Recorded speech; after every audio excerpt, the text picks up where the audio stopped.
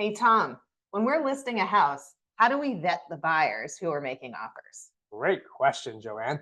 Hey, everyone. Welcome to another edition with Coffee with Tom and Joanne. I'm Tom Matthews. And I'm Joanne Taranto. Thanks for joining us today. We have a great topic about how do we dive deep and vet the buyers who are making an offer on your house. So there are several things that we think are really important. And I would start with the most important piece, which is who are these buyers and do they have an agent? Yes. The agents and the reputation of the agents, because when Joanne and I work with buyers all the time, sold tons of buyers, hundreds of buyers' homes, and nobody goes out with us without having a solid pre-approval letter. Mm-hmm. And like who your agent is really matters, because when we see an agent that's a friend of ours that we've done transactions with, we know that they have a like-kind business model. So who you hire as your buyer's agent, number one thing that we're looking at when we're talking to a seller about whether this is an offer we may want to take. So what would be the next thing, Joanne? What's the next thing you do? And we do it every transaction when a buyer is making an offer. We've vetted their agents. What's the next thing? The next thing is to evaluate their paperwork.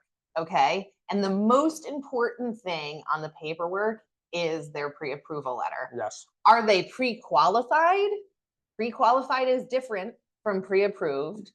Do they have a healthy down payment in their qualification? But we take it a step further and we call the person who issued the approval or the proof of funds. Correct. So if you're going to buy in cash, typically you would provide, some kind of documentation either from a financial advisor or a bank statement, just showing what your available cash flow is. But conversely, if you're going to be getting a mortgage, there is going to be a loan officer that is tied to that. And so we make the phone call to the loan officer, and they can't tell us too much detail, because there is some privacy in this industry, but they can say, yes, they have healthy I verified their down payment funds. I've pulled their credit. They have excellent credit. Their employment is strong. They have a good employment history. There are some, overarching things that are important that we ask. But one of the most important questions that we ask is, does this buyer have to sell any other assets, like another house, in order to buy this one? And that can be a very tricky part of the transaction. So what we like to do is verify upfront whether or not this buyer has to sell any type of asset in order to close on the home that they're making the offer on. And this can be important for a seller, particularly if our seller client needs to buy another property. The more dominoes that are in the transaction, the harder the transaction is. Right. If we have a seller client who doesn't need to sell, they may be willing to wait for a buyer because we are in a hot market who needs to sell a property. But what we don't like, what Joanne and I don't like, is when an offer is presented to us that isn't factual. So they write an offer that says nothing about a home sale contingency, yet in the pre-approval, there's a home sale contingency, because we believe in full transparency. That's what brings solid deals. And that's why sellers hire us, because they know us, they like us, and they trust us. And they are ensured that we're going to do our due diligence to make sure that when they sign that offer, which is a binding contract, that they're signing an offer that they have the highest level of confidence that we'll get to a closing table. Because things happen. Go ahead. And I think with that piece of it is, and sometimes agents will write offers that don't include any language about needing to sell an asset because they say, my buyer is willing to assume the risks that are associated with, buying a home without a contingency to sell another one. And we totally understand that. But it's an important fact to know on the listing side. As the seller's agent, we need to know if that seller is planning to sell something in order to qualify to buy this. Because even if they're assuming the risk in the transaction, in other words, not putting a contingency on their offer, it is still a piece to the puzzle, because if the buyer can't close on the given closing date, we then have a problem. Right. I mean, so, these transactions are very complicated. There's a lot of risk involved in them. That's why buyers put escrow monies up. In Massachusetts, people typically put between $500 and $5,000 with their offer. and then typically around 5% minus that initial deposit. Mhm. And that money is put forward to protect the seller, that the buyer doesn't like change their mind arbitrarily. Mhm. And the buyer's money is protected, traditionally with a financing contingency. But it's really critical as you're going through these offers to make sure that you're vetting, when are the buyers putting forward money? How much money are they putting up? Mhm. Because I've seen inexperienced agents write offers where the buyer put 250 up with the offer and then $5,000 with the purchase and sale. Or conversely, put 20% up at the purchase and sale. Yeah, I mean, just really like irrational and irresponsible things. Yeah. Because but part of our job of kind of vetting that buyer is vetting the terms of the offer, making Mhm. sure there are no home sale contingencies, just Mhm. making sure that the language on the offer reflects the pre-approval letter And the intentions of the buyer. and the intentions of the buyer, and also reflects the needs of the seller. Mhm. Because if you have a seller that you're working with who needs to buy another property and they need this property to close, Mhm. sometimes money is not the most important currency. What the most important currency is getting to a closing table. Absolutely. And you can potentially leave money on the table because maybe you're selling a $500,000 house and the top bid is 550, but they have a house to sell. Mhm. And their house isn't on the market. They haven't even taken photos. They're so far away from being ready, and we need to close in 30 days. And we have another offer on the table that's 525.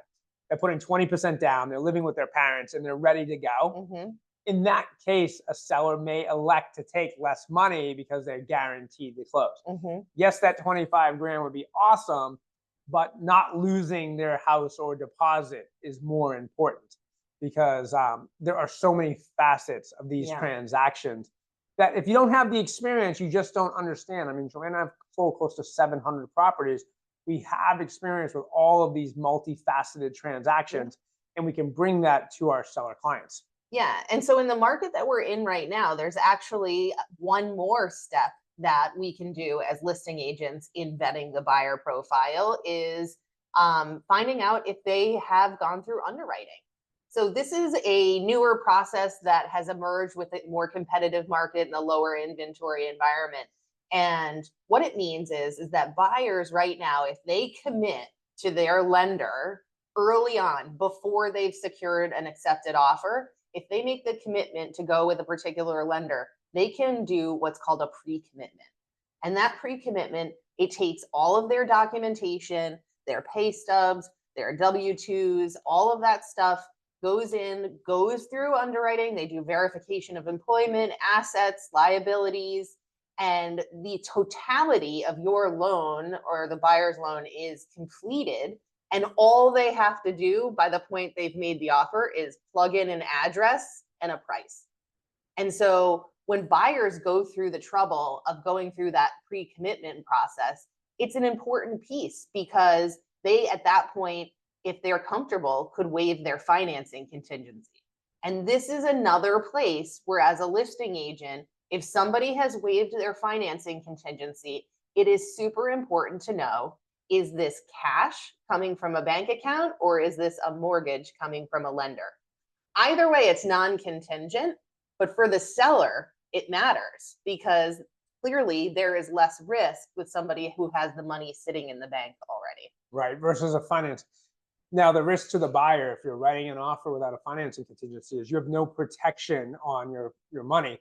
So you better have done a good market analysis on that property to make sure that you're not going to have any appraisal issues. Because the appraiser is another human who's coming out to give their opinion of value to verify that property for the bank as collateral. Joanne and I are so blessed that our last two buyers had appraisers, that appraisal values that came in 10K and 15K above their acquisition price, Right. which is amazing, but not always the norm. Those buyers had instant equity. But what if you have waived your financing contingency and the appraisal comes in 100K below what you think you're buying for this property? What are you doing now? That's another video, another conversation. But and for a seller, this is an important thing to consider when you are accepting an offer from a buyer. If they have a financing contingency, you need to be considering, is this number in line with what an appraiser will come up with? Because there could be other risks involved. That may trigger a need for us as the listing agent to ask more questions about the buyer's cash position and ability to close if an appraisal comes in low. Right. I mean, so these are just like really important pieces that we've talked to sellers about and how we're vetting buyers. And it's just another critical part, because people always say, you know, why am I going to pay you your fee? And this is a great example of why you're going to pay someone a fee, because this is what we do every day. And our job is to protect the seller's equity and how we do it and why we do it. Yep. And, you know, we just want to say thank you for watching our videos. We hope you love them and you're getting educated. Please subscribe to see more of them. And thank you. I'm Tom Matthews. And I'm Joanne Taranto. Cheers.